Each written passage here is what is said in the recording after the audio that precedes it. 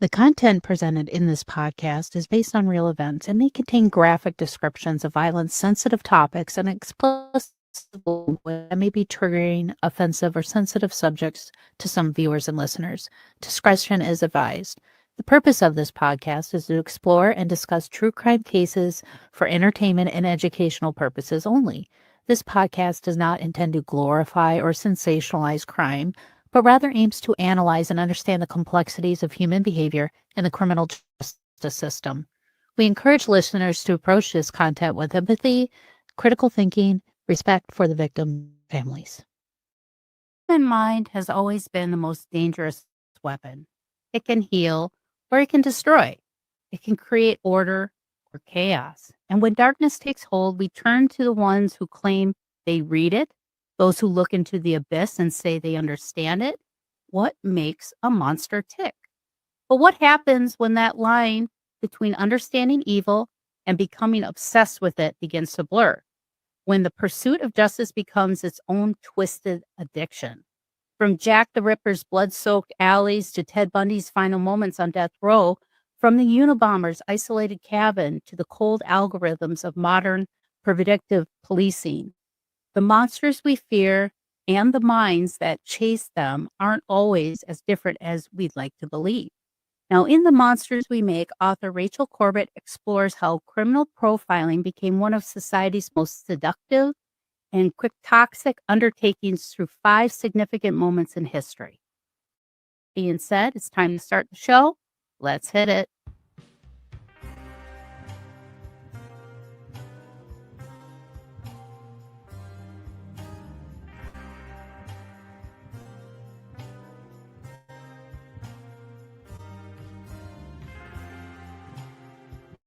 Mm-hmm. Mm-hmm. Mm-hmm. Mm-hmm.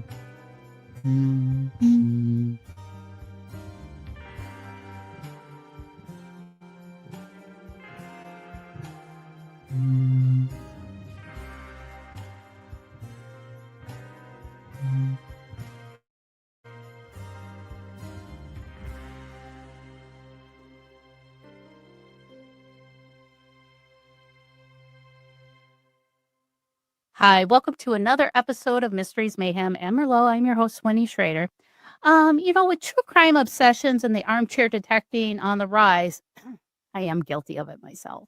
It got me asking what happens when the line between understanding evil and becoming obsessed with it begins to blur for me, when the pursuit of justice becomes the twisted addiction, right? So I came across a book just released last month called We Make: Murder Obsession and the Rise of Criminal Profiling by Rachel Corbett. And holy cow, what a chilling book at our the undertaking killers and the dark minds who dare to profile them. I mean, it's a dirty job, but somebody's got to do it, right? You have Hitler's profiler to the psychiatrist who claimed Ted Bundy was too sick to stand trial. Corbett exposes the thin, dangerous line between studying evil and becoming consumed by it. So I had to get Rachel on. So without further ado, I'd love to welcome Rachel to the show. Welcome to the show, Rachel. Hey, how are you? Thanks for having me.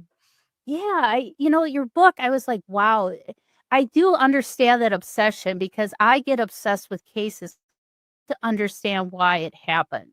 I just want to dig deep. I've covered a lot of cases from modern day stuff. Just a couple weeks ago, I did The Perfect Neighbor, the Netflix documentary, like what caused that whole system to just break down. And now you have a mother killed. And, but hopefully back to Jack the Ripper. When did criminal profiling really start becoming part of the process of the investigation? And I guess then they had people that were kind of sleuths themselves and would assist the police and stuff like that. But where did this all kind of start? So it's hard to put an exact date on it, but profiling really started interacting with the criminal justice system in the days of phrenology, when in Europe in the, I mean, 1700s, 1800s, this practice started where they believed you could predict someone's criminality based on the bumps of their skull, different Mhm. jaw shapes, nose shapes, head shapes. Um, and Cesare Lombroso, Italian criminologist, they call him the godfather of criminology, really popularized this and wrote a book about, with photos or drawings, I should say, of all the different criminal types. And perhaps unsurprisingly, many of the features he decided were criminal were immigrant features or the faces of people that were considered outsiders in Europe at the time. A lot of Asian features, African features, that sort of thing. Southern Italians, because he was a Northern Italian, so they also got. Oh, I know. They had their tiff. Yeah, yeah. So, um, so this was, and he would testify in court cases sometimes, saying, Oh, okay. this guy has the face of a murderer, and it would advocate for them to receive harsher sentences. Um, and then, but then leading into the Jack the Ripper era, in the 1880s in Victorian London, there was what's commonly considered the first criminal profile was written at this time, by a police surgeon named Thomas Bond. And it's been years investigating this case and could not Mhm. find the man. He was killing women after women after, and they tried all sorts of things. They tried to enlist Arthur Conan Doyle, the author of Sherlock Holmes, to consult on the case. And Mhm. Thomas Bond, was used to looking at autopsies and forensics and giving them a report. But what he did in this case was he decided to look at some of the behavioral clues that might exist, and he thought about, well, what type of man would this be? What would his personality be like? What might he wear? And he came up with some predictions. He thought this would have to be a very calm, collected, sort of low emotional affect person, because he was killing women in the middle of the street, so that Yeah. somebody who wasn't fearful of getting caught. Mm. It was probably someone who wore dark clothes, like a cloak or a hat, because no one ever saw anyone with blood on them. So these types of things. And, he thought about the motive. A lot of times in the old days, we thought about the motive for murder would be practical gain, like for money or out of jealousy, perhaps, but we Mhm. didn't think so much about murder for the sake of it, just enjoying the practice of killing someone. So he started to think about that too, and what kinds of mental problems this person might have. Right. It wasn't altogether. A lot of the theories about Jack the Ripper ended up being probably not true, but Mhm. are very early exercise in what we now think of as criminal profiling. Yeah. Well, and also too, Jack the Ripper kind of gave up a little bit more information. He wrote letters, which is kind of stating his personality. So it was kind of giving the investigators kind of a little bit more juice to kind of figure out this guy. Who is this guy? What is he all about? Because it was like in all his letters, he was taunting, and it's like, "Hey, catch me if you can," type of thing. And yeah, and it got that sense of him enjoying what he was doing, not just killing out of, getting money or whatever, personal gain. So, I find it interesting. I feel like that to me was kind of that turning point where the criminal profiling really started looking into the psyche of serial killers and why they do what they do. And I think, and some people even say that criminal profiling is just hogwash. It doesn't mean anything. And I beg to differ. So, I think it does kind of showcase some of this stuff because profiling Jack the Ripper, I mean, it did squash them down to just, about a handful of people that probably did this. And Ethan Arthur Conan Doyle was a suspect at one point. Yeah, I know. They thought, maybe, is he trying to write his own book? Is he like, creating these stories to write a book about it later? And so that's why I was like, oh, that's it. But no, so they got the Jack the Ripper, and what was kind of the next era after Jack the Ripper? And because it seems like since then it progressed criminal profiling. I mean, now you have college courses on it. So, what's kind of the next kind of generational shift with criminal profiling after the kind of era of Jack the Ripper and stuff? Yeah, World War II created a big shift because Oh, the atrocities of profiling people based on physical characteristics became very palpable. Um, mhm. you know, in Nazi Germany, obviously they looked at you had to wear a badge if you had certain, and they were looking at people's Jewish faces as somehow evidence of their, lesser status. Yep. And that, after the war, that became very taboo to do, thankfully. Mhm. Um, but so they instead of profiling based on physical characteristics, they started looking at behavior more often. Um, Okay. and this was uh, so I look at it from the point of view of the CIA because I wanted to explore profiling in its different forms. We think of profiling as the FBI behavioral science unit mostly, Yep. Mindhunter, Mindhunter, yep. yeah, which is a chunk. I'm also looking at the way it's used all over. So the CIA, what was back then the OSS, hired a profiler or a psychologist from Harvard to write a profile of Adolf Hitler.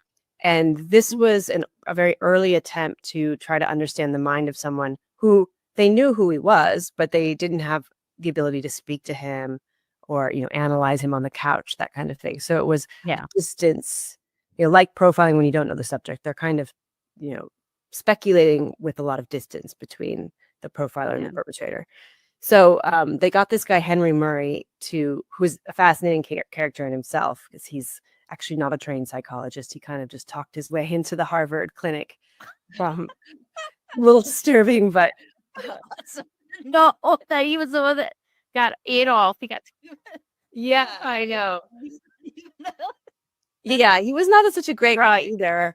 But I mean, there's the line for you, like who's the criminal, who's not. And Yeah. Henry Murray, as we can talk about later, but he did a lot of very bad things in his life as well. Oh, Um, wow. but so at this stage, he read Mein Kampf and looked for metaphors, and he watched all of Hitler's speeches.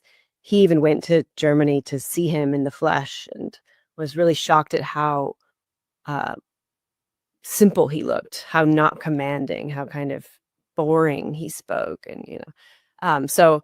But he made some predictions about how he might act in the war based on his assessment of his, and he got a couple of things right. He predicted that Hitler would commit, for example, which Mhm. he of course did. And then it would it was meant to advise the intelligence agency on how to proceed with the war. Um, so that's and we still do that today.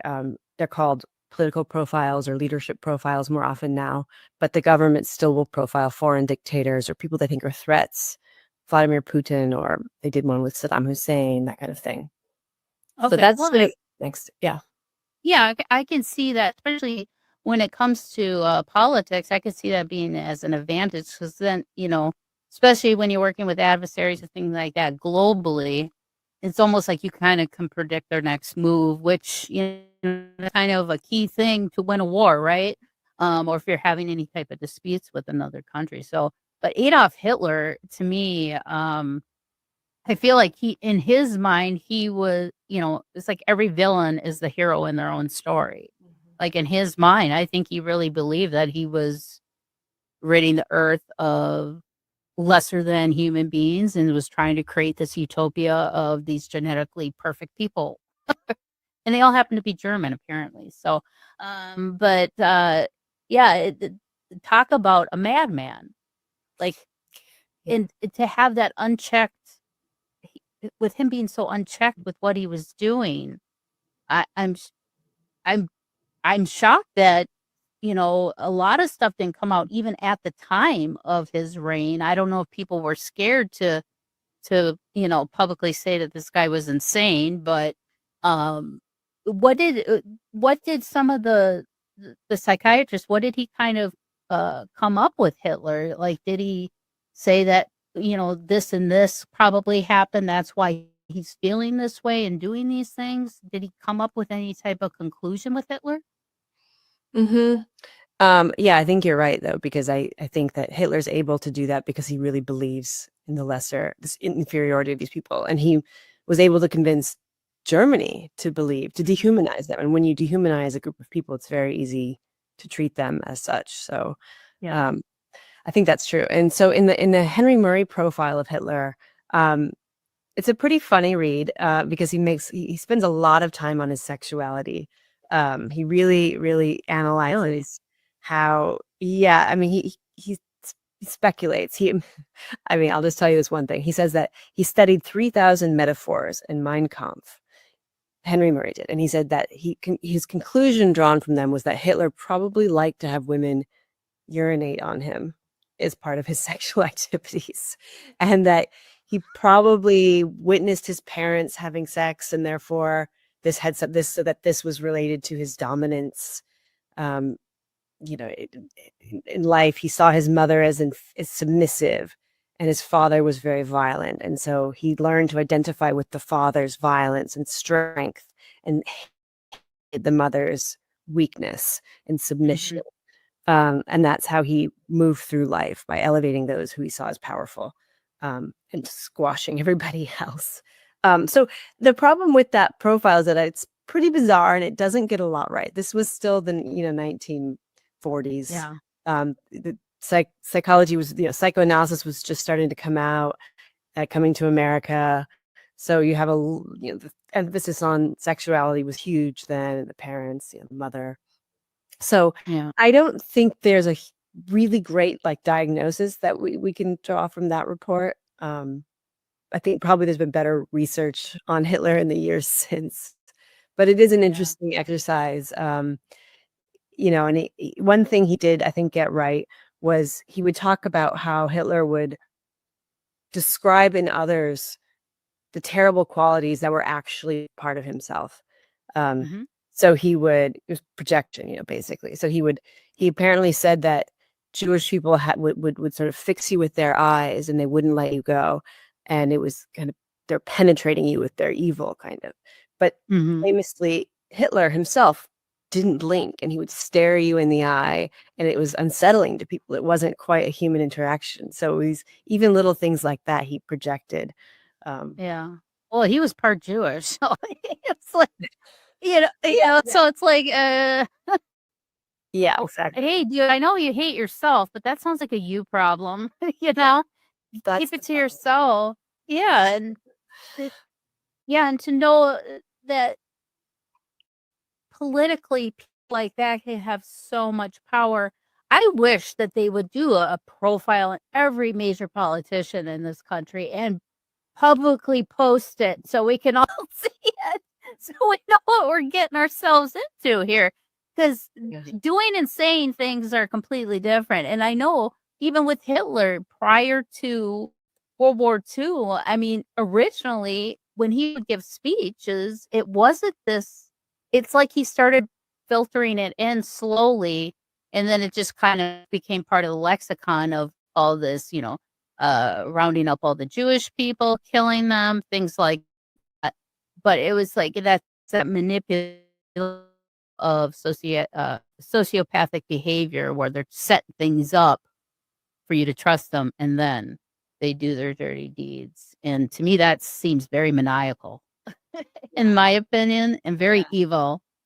So I don't even know if I'd want to look in the brain of Adolf Hitler. Ugh, I wouldn't want Yeah. to touch that with a 10-foot pole.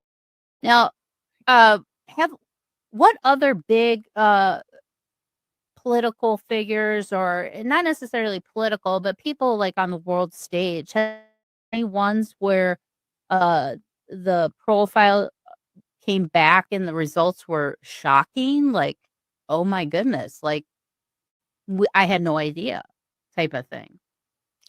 Well, a lot of them aren't public.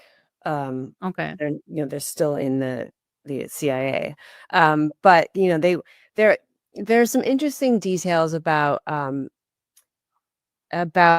personality that you wouldn't think would be in the profile, like not about their dominance or whatever, but about their interests. And so I think it was Putin, for example, who I hope I'm getting this right. I think it was Putin, where they said he really loves this particular if you ask him about this, then he'll open up. Like he's a very cold, stony person. But there's one subject that if you get him on, he just loosens up right away.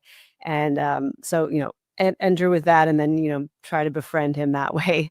Little details like that about their personality that are more strategic in terms of how to deal with them, or things about their kids. What are their kids like, so they can ask about the kids, and have some knowledge, or what are their interests. Red flags, do not talk about this issue with them, for example. Oh, gotcha. Yeah. Okay, yeah, because I've always wondered that, because I'm like, some of these people I see in the public eye when it comes with politicians, actors, entertainment people. I'm like, why are they publicly going around acting like this? And people just glob onto them. And where did this come from? Because like personality shifts. Like one perfect example is Randy Quaid. Now, Randy Quaid has been in the movies. I would love to see a profile done on him. He literally went from normal to crazy, and like thinking that people are reading his mind. Yeah. And it's like, are those triggers when there's a sudden shift in somebody's personality in life? That usually kind of fall more into the criminality of profiling. Like, are those red flags that people see, like that crossroads moment, that if they went this way, it could have been a different outcome, or if they went this way.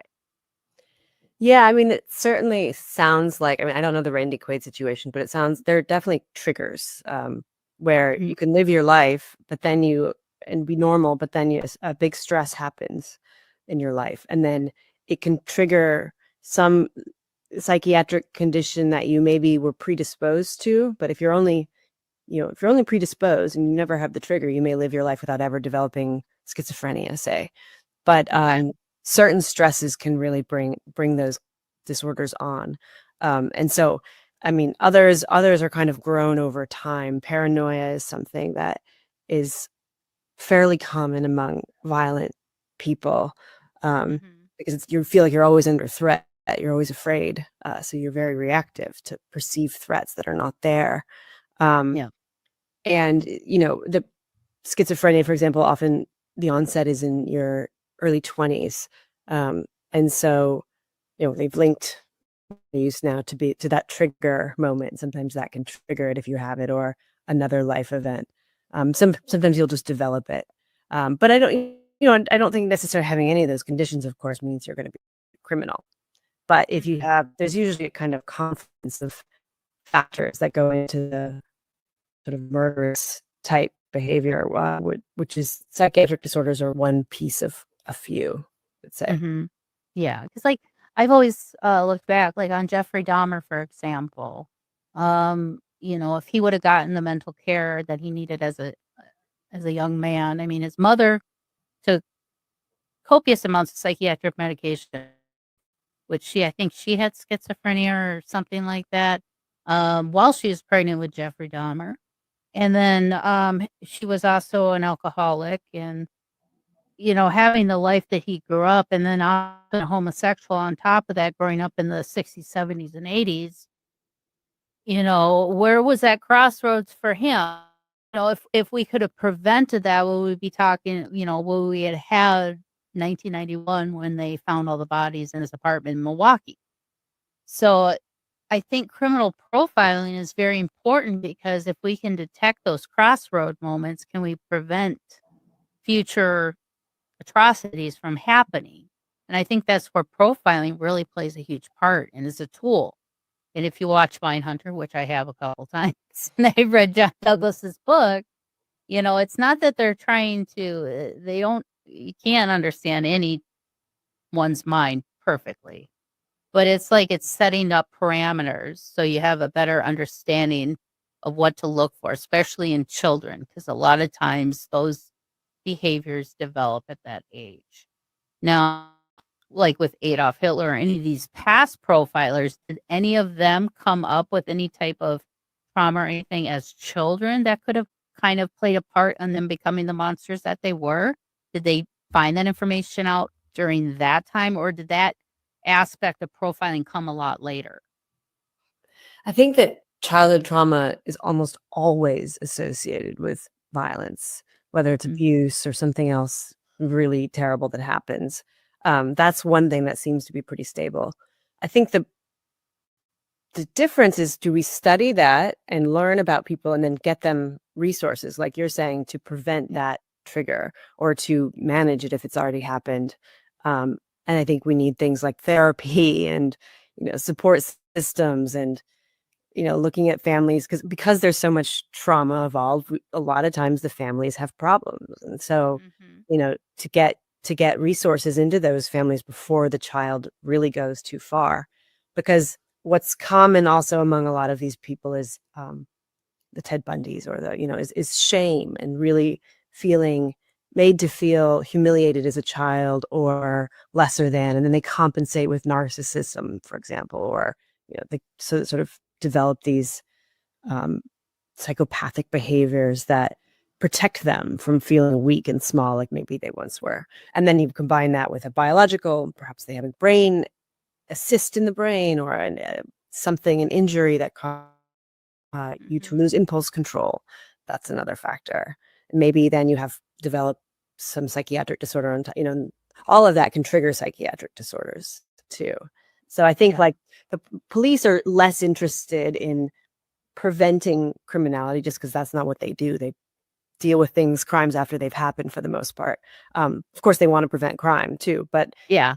they're not looking at individuals and thinking about how to treat them, because that's the Mhm. job of social workers and therapists and that kind of thing. So I think it would be really great if we could divert some resources there, and that while the police are using the knowledge of psychiatric research and all of that to think about criminality, that's important too, but we have to be careful not to profile children, for example, and then police them Yeah. extra. Yeah, yeah, you don't wanna do that either. "Oh, we gotta keep our eye out for that one." You Yeah. know? Yeah, That exactly. that's where if especially if you're, even teachers. I was talking with one of my friends who's a teacher in Canada, Grace, and she reached out to me after I did the Eileen Warnos, episode last week, and she's like, "Thank you so much for talking about Eileen's past," and 'cause as a school teacher, she sees how Mhm. kids are being mistreated and abused and neglected. And she sees the impact and how that impact grows along with the child and how it turns them into, molds them into the person that they're going to become. Mhm. And I think, people in those positions, I think should be maybe even take courses in criminal profiling and things like that, just so they have an eye for it and say, I think we might need to maybe get the school psychologist in here just to kind of, check this kid out and just make sure everything's okay. Because I feel like everything constantly gets swept under the rug when it comes to that. And then all of a sudden we have this person who's mass shooting everywhere and they're like, "Well, what did he do that for?" Well, every time you look into somebody's past, there's trauma, there's, a crime, there's drugs. I mean, it's all these negative things. So it's like, what can we do to prevent those negative things creating the monsters that we have to profile, you know? Yeah. And hey, beautiful souls, Winnie Schrader here from Love and Lotus Tarot, your guide through the energy shifts, emotional waves, and the cosmic chaos we've all been feeling lately. I mean, let's be real for a second. The world feels loud right now, right? There's so much noise, so much tension, so much uncertainty. Between the news, social media, and just trying to keep up with life, it's easy to feel like you're stuck on this never ending roller coaster that just won't slow down. But here's the thing, even though we can't control the outside chaos, we can learn to navigate through it. And that's where I come in. I mean, lately, have you been feeling like everything is happening to you instead of for you? Are you finding it hard to stay grounded when everyone seems just as ungrounded as you are? Or maybe you've been questioning your direction, wondering if the path you are on still aligns with who you are becoming. Any of them, this is for you. It's like we're all trying to move forward, but the universe keeps throwing us stupid curveballs. But here's your reminder, you are not powerless. So all you got to do is reach out, and book a reading with me today so I can help you navigate through those troubled waters and gain back control of your life. You can book a reading today. Just visit me at lovelotustarot.com. Again, book a reading with me today at lovelotustarot.com. No, with Ted Bundy, though. Ted Bundy, to me, he is like, I put him and Gacy on the same level of evil because there's something not right about those guys and how callous and just cold they are about talking about it. Now, I know Ted, he said he was not guilty and stuff. Like, he tried to defend himself in court. Back. Gacy, I mean, like, he just like, yeah, I did it. Eventually. Yeah, but how cold, and when they talk about those crimes, there was no emotion in their voice either. Now with criminal profiling, how can they discern how much of like this sociopathic behaviors and psychopathic behaviors and the evil side of them, how much can they tell, like, it's more the sociopath causing the murder, or is it something else within this person causing it? And the sociopath is the one side of them is like the one saying, you need to do it. You need to do it. You need to do it. You know what I mean? Mm-hmm. Yeah, well, I think, when you look at how they do it, are they doing it for pleasure? I mean, are they doing it really sadistically? Okay. Obviously, you don't have empathy if you're sociopathic. So Yeah. that's, we couldn't kill in the first place. I couldn't, No, I but couldn't either. it would. So if you're getting pleasure out of it, not only do you not care, you're actually, really sadistic. And then, after the fact, so of course in interviews, they're like, yeah, whatever. Like, I don't care. Mhm. They don't care. They really don't. And there's usually kind of both of them are very narcissistic people Yeah. on top of it. So they feel they're actually superior to their victims, and they enjoy expressing that by belittling them in the most horrific ways possible. So weird. Now people like that, like Bundy and Gacy. Is there any way to get through to those kind of people? Like, I mean, or are they just kind of, that's just who they are now, and they have to be put to death or put in prison for life because they're just going to continue to do it. There's no hope for rehabilitation. There's no hope of rewiring the thinking process in them. That's just who they are now. I mean, Eileen even said, she goes, if I get out, I'm going to kill again, because she's like, the switch was flipped and it's on now. So yeah. I mean, my understanding is that these people are almost impossible to treat. Like sociopathy, they just don't know how yet. They don't know how to. It's something that, and when you don't have empathy, you don't likely take well to therapy if you're narcissistic, because you think you're better than it. You don't care. It doesn't interest you. You don't care about developing empathy when you don't have it. You think it's a weakness, perhaps. So they're very hard to treat. I mean, do you put them to death? I guess it depends on your view of the death penalty, or into a psychiatric hospital. Certainly they need to be taken out of society, because they probably will kill again, and they also don't have that kind of fear. Sometimes some of them, the fear of getting caught in the same way. Maybe that's they don't have that anxiety, or the part of your brain that makes you makes you things that are at risk. Risky.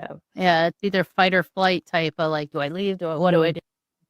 Yeah, and that's like a normal person's response. But yeah, I mean, like these serial killers, they're just so cold and calculated, and when they get caught, they're just like, oh, you finally got me. I mean, it's like they're not remorseful. They're like, yep, it is what it is now. They finally got me. And they just kind of, it's like duck off a water off a duck's back. I mean, they just let it roll off. Sometimes they fight in court. I know Ted Bundy did, and there's been a lot of other serial killers that constantly go through appeals and appeals and appeals, appeals. But it's like, oh, you're guilty, guilty, guilty. You just stay. Yeah. But what was like some of the ones in your book? What was kind of your favorite or most interesting case that you kind of did some research on, and you really kind of blown away with the results of the profile and how it matched up with the actual events that had happened. Well, I think, I think this is tricky because I think that the criminal profiling,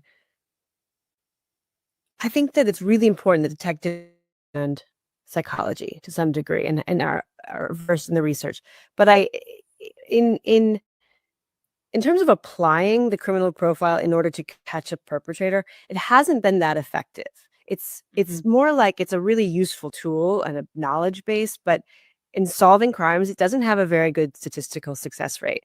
Um, there was actually one study in England some years ago that put it at 2.7% of times the profile led to the capture or the identification of the Wow, suspect. that low. Um, which is not to say it's useless. I mean, all this information is super important, but it's really like sort of one tool among many, but the one-to-one, does it catch the guy is pretty low.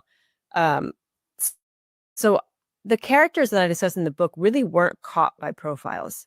Um, but when you look back, you can see how things sort of fit together. I think Ted Kaczynski is a really interesting case because, um, he was someone who I can sort of I imagine that trigger going off. He was the psychologist I was talking about earlier from Harvard, who wrote the profile of Hitler. When he came back to Harvard after the war, he started experimenting on his students. And one of the undergraduates at Harvard was Ted Kaczynski. And so Oh, Ted Kaczynski went through several years of experiments under Henry Murray. And the experiments were humiliation based. So they were designed to see how you could break down a person's personality through humiliation. And okay. Henry Murray said this was an attempt to then rebuild them into more kind of model citizens. But he only got to the breaking down part. He never rebuilt the people he tested on. So um, Ted Kaczynski was only 17 at the time. He was this prodigy student there, and he was the only sort of working class student there. He was already really alienated and an outsider at Harvard. And then he would write these essays, and then a law student would come in and tear them apart and call him stupid and tell him how all his ideas were wrong and criticize how he looked, tell him couldn't grow a beard or whatever, kind of emasculating him. Yeah. And this went on for years, and it was during this time that Kaczynski started to develop revenge fantasies and started thinking about leaving society and moving into the woods. Um, I don't think that's the only thing that made him the Unabomber, but it's hard to think that doesn't play a role, or that might set something off in the brain that he was predisposed to. He was diagnosed later with paranoid schizophrenia. Um, could be that's the case. And then, when he started bombing people, psychologists were among the people he targeted. So it makes you wonder if he really was so upset by what happened there, it influenced his attacks later in life. Yeah. Well, and he was, even though his criminal profiling, they even think that he could have been possibly a suspect in the Tylenol murders based off of his criminal profile. Was in the area at that time, in Chicago during the it was early 80s it happened, I believe 81. Um, but based off of his profile, they think, he may fit the bill for being the Tano murderer because they've never really pinned it down to anybody either, for sure. Yeah. So I could see how criminal profiling too can also help kind of connect different cases. And maybe it even helps create the patterns of acknowledging serial killers. Like, okay, this seems like it's being done by the same person, not just the physical, but just the way it was done, the way the demeanor of the body was, things like that. I think maybe criminal profiling really helped kind of lump cases together too. Because back then, when you didn't have the technology we have today with databases and things like that, you could have 10 girls being murdered by the same person in 4 different states, but they're not going to connect the two or all Right. the murders Right. together. So I think maybe, yeah, like criminal profiling, that's kind of like the glue to kind of help piece some of this stuff together for like the FBI, CIA, and police and investigators. But yeah, Ted Kaczynski, he was kind of a weird duck. He was so against technology. He just wanted to live off the grid. Okay, then just go live off the grid. You don't need to blow things up, dude. But yeah, he was another one that that anger and revenge that he needed to get. Now, have there been any type of modern day ones that you would like to have to look into their case? Like me, I would love to look at Brian Kohlberger's criminal profile because it's funny. It's very funny because I don't know if you're a Dexter fan, but literally season 8 of Dexter was Brian Kohlberger's life, and it's funny. He was a student, Kathleen. Is it Kathleen or Catherine Ramsland? And she's a huge forensic psychologist. And that was the plot of season 8 of Dexter. And then he became this need to kill. So he was like doing what I've always wondered by profiling, put these key things out. Is it teaching serial killers to not show these crimes? Because I'm like, is that why Brian Kohlberger took this class so he can be a smart killer and figure it out so he can make the distractions and the smoke and mirror type when he commits these crimes? Completely flipped and flopped, and that was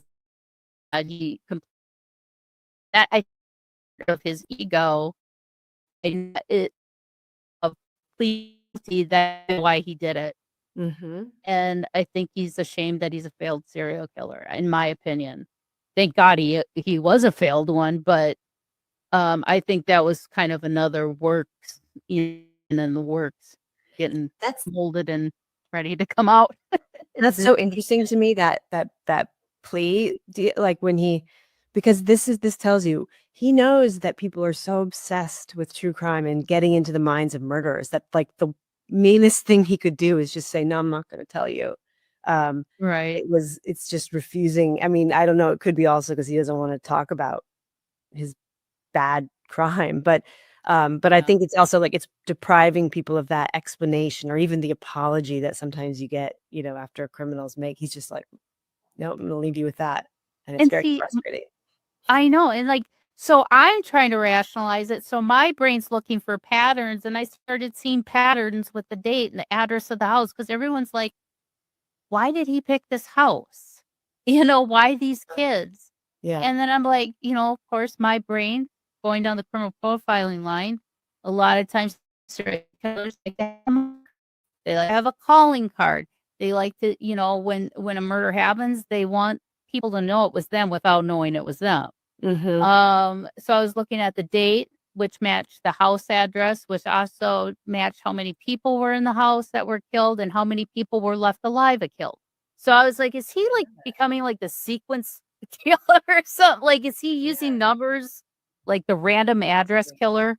It can date, so I totally understand how criminal profiling can be obsessive because we want to know the answers. We want to rationalize chaos. We want to rationalize why something so horrific happened. It's, rubbernecking when you see somebody rear-ended on the side of it's nothing really to look, can't help but you got to look. I kind of feel like that's kind of with criminal profiling.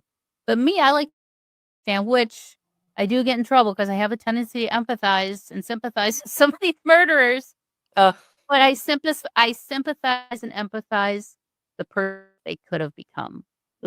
That's where my is what could they have been like if these things didn't happen or if somebody intervened. And child they were before this. Yeah. I mean, there's so many things. Every case that you look at, there's so many social, like Jeffrey Dahmer. There's a lot of other ones too, like being a homosexual man in a Midwest town in the 70s and 80s. You're ostracized that alone. So, I could see how society can play a part in creating these monsters as well, ignoring abuse, like Eileen Wuornos. The kids, the teachers would smell because no one her. Like, then why aren't you doing something about it? Yeah, I know. It's something's going on. So I don't know. Maybe Hitler wasn't hugged enough by his mom. Yeah, Ted Bundy, he just I don't even know where he got his depravity from and his weird, he Ted Bundy to me is just nasty human being. He just is. I can't empathize or sympathize with him at all. Well, I he can't, wouldn't talk but about his childhood either, so we don't really know what happened to him, and he the pretended it was all on fine and good. the only thing I've heard about Ted Bundy is that technically he had kind of a normal childhood. Now, growing up in the 40s and 50s, fathers were strict. There was a lot of, especially religious, played a huge part in moral standing within society. You went to church, you did right, you didn't commit crime, you were just a pleasant person to be around.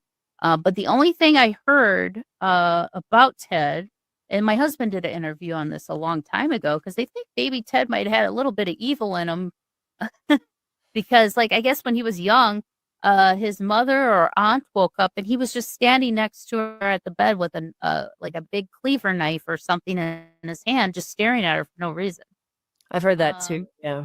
and then during one of his trials, he was in the courtroom and it looked like his eyes like kind of blackened out and there was this sulfur smell Hmm. around him, but, like, the lawyers and people in the courtroom were complaining about it. So it's like, I don't know, he there's something off about that guy that I don't even wanna touch with a 10-foot pole.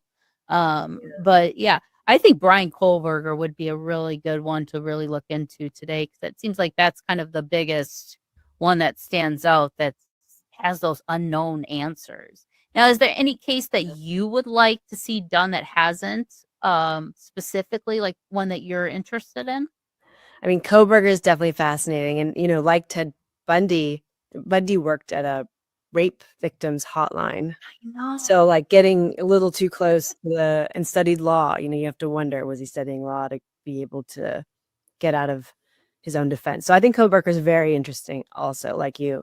Um, I'm also, I live in New York, and so I'm very fascinated with the Long Island serial killer case or the Yes. Hillsborough Beach murder, his Mhm. different names, because he was just caught Yes. year ago, year and a half ago, and I remember living here as those murders were happening and being palpably afraid of this thing.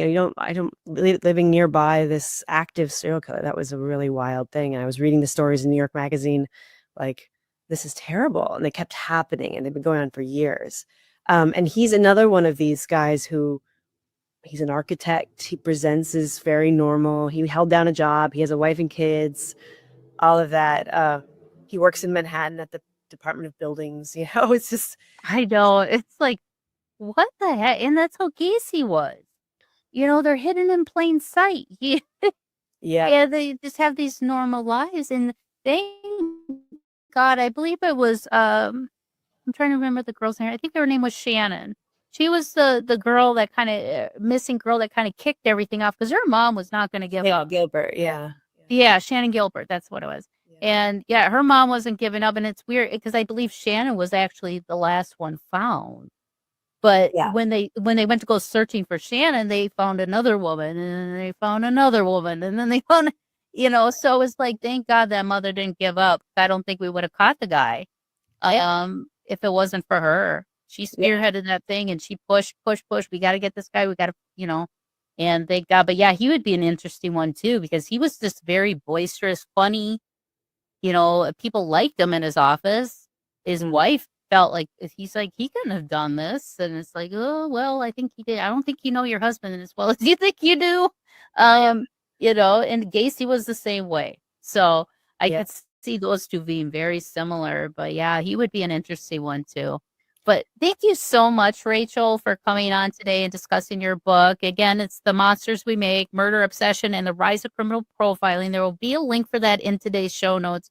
So please check it out, rate and review the book. Now, is there a website or anything that people can find more of your books or works or any type of journalism that you do? Yeah, I'm at Rachel, Rachel dash Corbett.com. And social media, I'm on Rachel N. Corbett. Perfect. And I'll have a link for all that in today's show notes as well. Well, thank you so much, Rachel, for coming on. Yeah, isn't that a great topic to talk about? And to know that criminal profiling is not just a new thing. It just didn't happen with John Douglas and the FBI uh criminal profiling and, Mindhunter and all that stuff. It went far beyond that, but with psychology where it's at today and the tools that we have at our belts, I think it's really good that we have these things and continue to use them. And I think maybe just personality profiling where it comes to children, workplace environments, things like that. Find it to be very beneficial just to kind of get a personality trait of all these people that you're coming in contact with on a day-to-day basis. You always wonder what's going on in, Bob's head that's working over in HR department, right? I wanted to address, some of these cases that I have been talking about lately, and I am going to cover Dahmer. I did a show, one of my first shows I did, which I will put a link for that, and I'll have it at the end of this episode. I think you guys should check it out. It's called Frustrated Witness, and it talks about possibly Jeffrey Dahmer being the person that kidnapped and murdered Adam Walsh. If you don't know who Adam Walsh, John Walsh from America's Most Wanted. His son was murdered. That's why John was a spearhead for the Missing Exploited Children's Foundation of the death of his son. He created a career out of catching fugitives and criminal serial killers. But knowing some of the traits that in that book and what we talk about, just hearing what some of the witnesses described this gentleman that was at the Sears mall that day, it fits Jeffrey Dahmer to a T. Even just the way his demeanor was approaching people. So that's part of criminal profiling too. So it has a lot of distinctive features, and it probably it has a ton of faults too. You can't have lump all these people into one category. There's so many tangents that can happen. But like with Eileen Wuornos, I've been getting some comments saying, "Well, she was crazy. She murdered these men." Well, of course she did, but why did she do it? Because a normal person, even normal prostitutes that go out on a day-to-day basis, walking the streets and encountering men all the time, they don't kill. But did they have a past like Eileen? Were they abused? Were they neglected? Were they basically their body was currency to other people and they were treated as lesser than? Those things do play a part in how a person is molded and who they become as an adult and how they're going to function in society. When I empathize with people like this and sympathize, it's not because I'm saying that they don't deserve what they got. Many people deserve to be in prison. They screwed up. But what can we do to prevent from people having to get to that point? That's my goal in talking about these kinds of cases. Really showcases those crossroads that I have talked about. When you have two people that have the same set of circumstances in life, but one person becomes a mass murderer and the other one becomes, Gary at State Farm, the top insurance agent, salesman for the month. What triggers a person to go one way or the other? That's where we need to figure out and how we can address it to the point where it doesn't boil over to somebody losing their life. Because that's what the whole thing of this is about, is to prevent death from happening. It's not that I say Eileen was innocent, that she didn't deserve what she got. I don't think she deserved to be put to death. I think she would have benefited from being in like an institution or even just in prison. But in the episode, I also said I think prison was the best place for her. And here is why. It had structure. She felt secure and safe there. I mean, not with the law enforcement. She felt like they were trying to mind control her. But having that structured life, knowing where you're going to get fed every day, where you're sleeping every night. And she probably created friendships. I think that's what Eileen deserved to have from the get-go when she was born. I think they could have benefited from trying to learn how to be a real human being and how we're supposed to be versus what they were made into. and it's giving them a chance to at least have some sense of love and compassion and empathy for other people other than themselves. And that's part of the human experience. We're all in this together. So let's try and keep it that way and uplift people. And when you see something bad, say something. Don't let people get away with it. I've even done that where I felt a kid was being treated at home, and I did say something. Come to find out, that kid was very neglected, and I felt a lot of people think, oh, it's not your place to do that. Well, it is my place, because that person eventually is going to grow up and could show up at my front door with a gun. So you got to give people a chance to enjoy the human experience. But when it's taken away from you from the get-go, they always say, well, Eileen or they all know it. They know what they're doing is wrong. Well, of course, that's because all they've been taught their whole lives is what's wrong.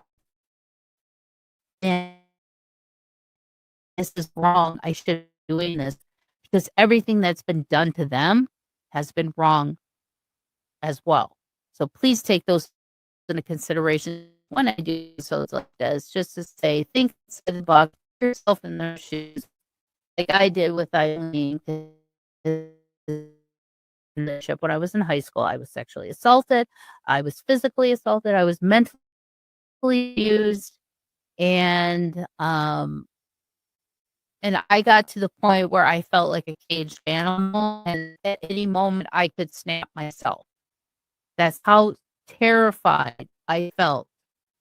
Luckily, it didn't get to the point. Like, there was times I could have just, because I was also brought up in a house where family, morals, love, compassion, empathy were a thing. It could keep me grounded, keep me on the right path. But when you're a child and you don't have any of that, what are you supposed to do? And do we just cast these people aside and just kill them and say, well, tough luck, kid? We can't be doing that either. Come on. We're Americans. We're human beings. Let's flip the script on this and figure out what we can do to create a better society for us all. Thank you so much, and I hope to see you all next week. Thank you for joining me for another episode of Mysteries, Mayhem, and Merlot. And until our next case, my armchair detectives, stay safe, stay vigilant, and stay aware. I'll see you right here next week on Mysteries, Mayhem, and Merlot.